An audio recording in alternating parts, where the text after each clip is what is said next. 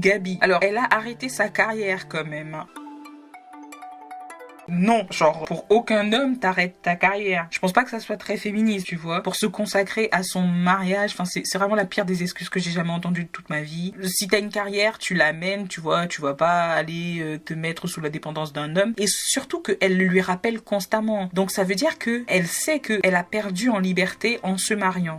Est-ce que t'as une idée de ma valeur à moi? Quand je t'ai rencontré, mon cher, je faisais la couverture des magazines. J'avais une carrière et un avenir. Seulement, j'ai renoncé à tout ça pour toi. Et qu'est-ce que j'ai gagné en échange? Après, elle reste quand même super égoïste. Et ça, je trouve que c'est féministe. Le fait qu'elle pense pas uniquement à son mariage et le fait qu'elle se dévoue pas corps et âme pour son foyer, le fait qu'elle pense à elle, ça dit aussi de sa prise de conscience du fait qu'elle soit un être humain à part entière, en fait. Et ça, je trouve ça grave cool. Genre, elle a un certain détachement, notamment dans son rôle de mère. Bon, parce qu'au départ, Gabi voulait pas d'enfant. Gabriel et moi allons bientôt fonder une famille. Pas de négociation autour de mon utérus. Et ça, autant vous dire qu'il n'y a rien de plus féministe que le fait de ne pas vouloir d'enfant et de se dire qu'on a le droit de disposer de son corps comme on le souhaite et qu'on n'est pas obligé d'être une mère quand on est une femme. Mais lorsqu'elle aura ses enfants, elle aura un certain détachement, même si elle restera toujours une maman. Mais malgré tout, elle est superficielle et très attachée à sa beauté. Ça ramène un peu le cliché de la femme objet. Et ce cliché sera un peu ébranlé lorsque elle deviendra tout simplement moins fortunée et que elle se laissera aller. Enfin, franchement, faut mettre vraiment des guillemets à Eva Longoria se laisse aller ou même Gabi se laisse aller. La meuf, elle est tellement magnifique que bref. Mais elle est quand même superficielle. Même si elle tente de déconstruire ce côté superficiel qu'elle a en devenant un être un peu plus profond, qui parle de ses émotions, qui avoue avoir été blessée, elle reste superficielle.